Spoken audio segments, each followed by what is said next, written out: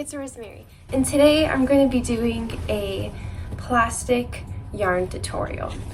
I'm dressed as a green dinosaur, and I want to show you first what you can do with Plarn. Plarn is plastic yarn.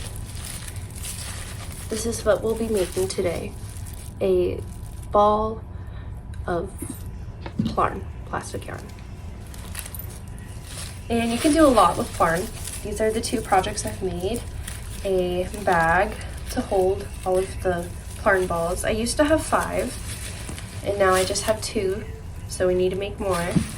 And my most recent project that I just finished this morning was this basket that I'm holding my wires in. Isn't this adorable? Here we are.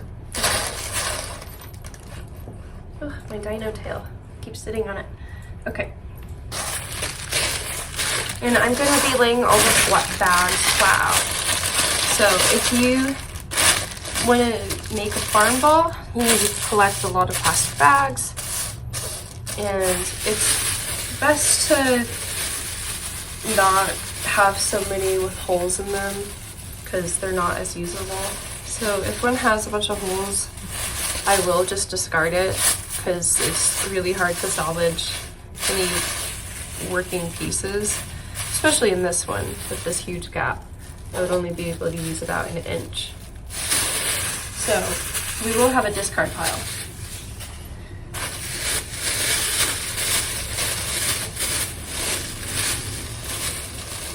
My best trick is to grab the 2 corners and just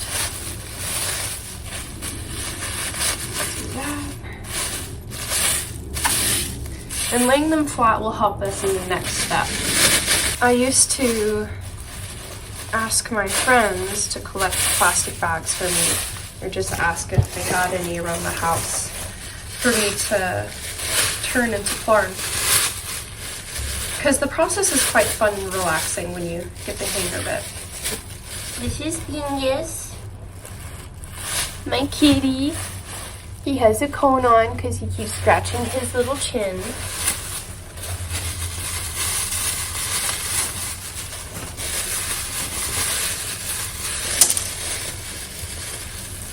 They will be crawling all around me throughout this whole video, so hopefully that makes it more entertaining. Come here. This is sweet little baby girl Patches, my other kitty. Say hi.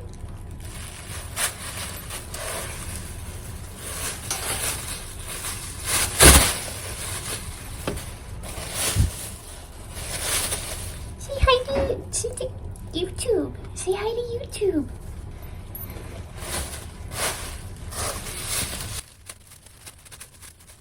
Excuse me, sir. Let's not have you eat any plastic bags.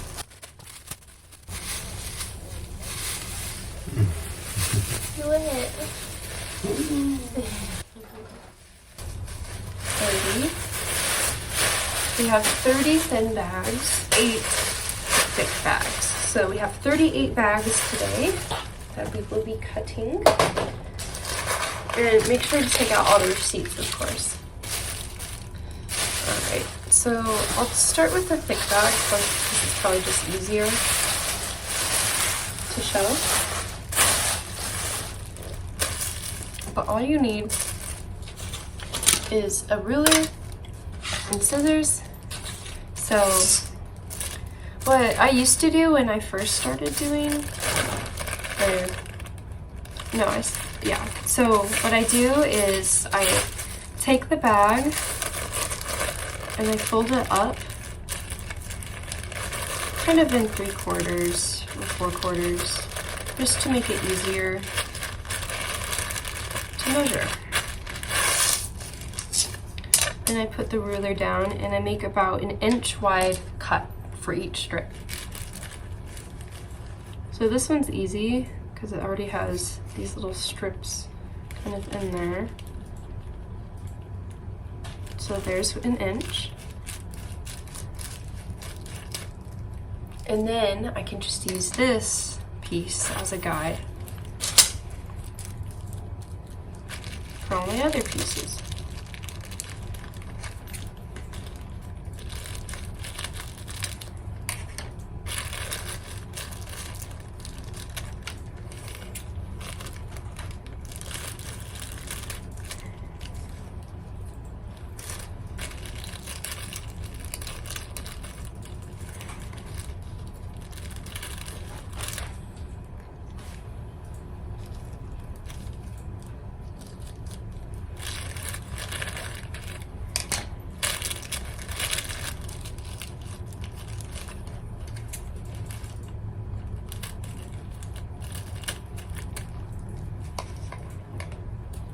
Excuse me. Excuse me, little miss. You just tried to eat a waffle earlier. Yeah, you're a bad girl.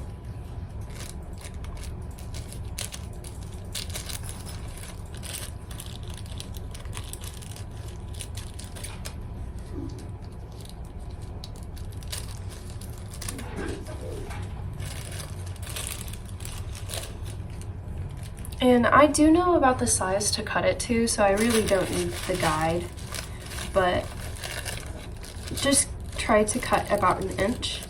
And I actually stopped at the perfect point because now that's unusable. Well, maybe I could, that's really thin right there. So that's a scrap. And then we have these little strips, and they're just circles. And if you're wondering how in the world do you make yarn? Well, like that. So we're just gonna make a bunch of these strips, a 1 inch thickness.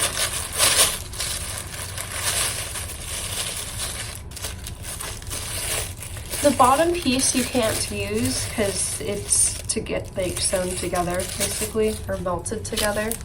I forgot to mention that. You can cut it off and discard it, or yeah, so it would be this piece. I would inspect the pieces because sometimes they are usable.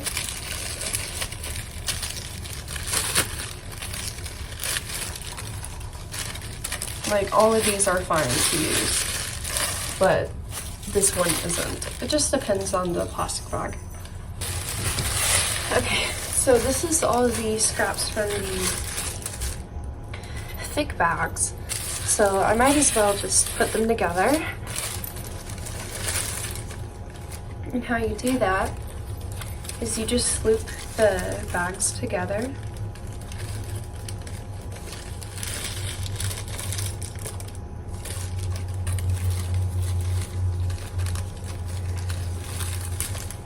One inside the other, and then back into itself. Pull. Okay, pretty straightforward. Sometimes they don't quite finish cutting if you do the second one from the bottom. So you just have to open the strip up, like so. Sometimes they will snap off, and if that happens, I just cut it at the knot, throw the piece away, and put a new one on. And I just leave the knot there. All right, so remember I did 8 bags, 8 plastic bags, and that made all of this. Which then you can use for any yarn or yarn projects, basically. I'm going to put it in this ball. And so what I'll do is attach it to the ball I already have by connecting this end and pulling. Well, let's do this in one go. Pulling all of that through there.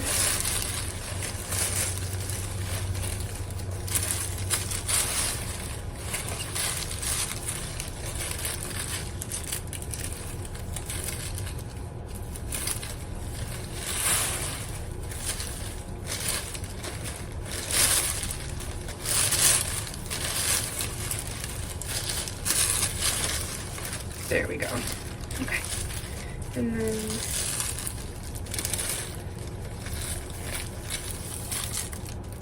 done. So now I can just roll this up.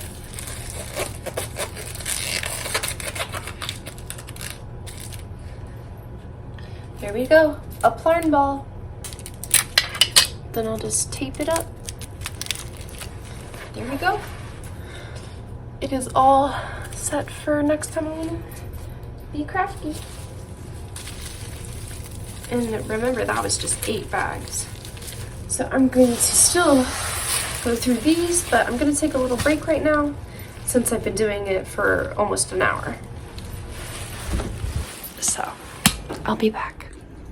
Hey, it's Rosemary, and I ended up just not doing any more yesterday. I'm here as a cow today, and we'll resume doing the more thin bags. Don't tear up my bags. Woo! Only 3 bags left. All right. And now I can show you the pile.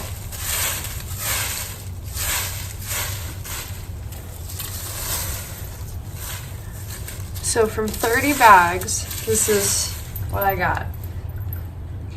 And now I get to piece them together. I actually find using my foot in, like, cause I always do this when I'm on the ground anyways, but using my foot makes this go a lot faster.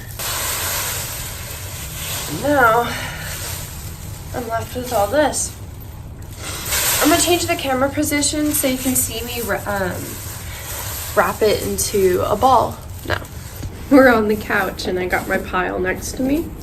So I'm just gonna show you how to turn this into a Plarn ball. So I just start off some around my hand, and then I'll fold that in half and go around it. So you get this sort of tube looking thing. And then I fold the tube in half. You're not allowed up there. And then I will go over it in the other direction. And then just go around in a circle very slowly. So now I have a tiny little ball, and then I'm just gonna go around it until I have this all on. And I finished my Plarn ball. Here it is. So this is a great eco-friendly way to get free materials and just practice crochet. I actually started making Plarn balls before I even learned how to crochet because I knew I wanted to use this material since it's really fun to work with. Only thing you need to know about it is because it is plastic bags, it is a little bit difficult to work with, but not so much more than any chunky yarn. All right, have a nice day. Bye.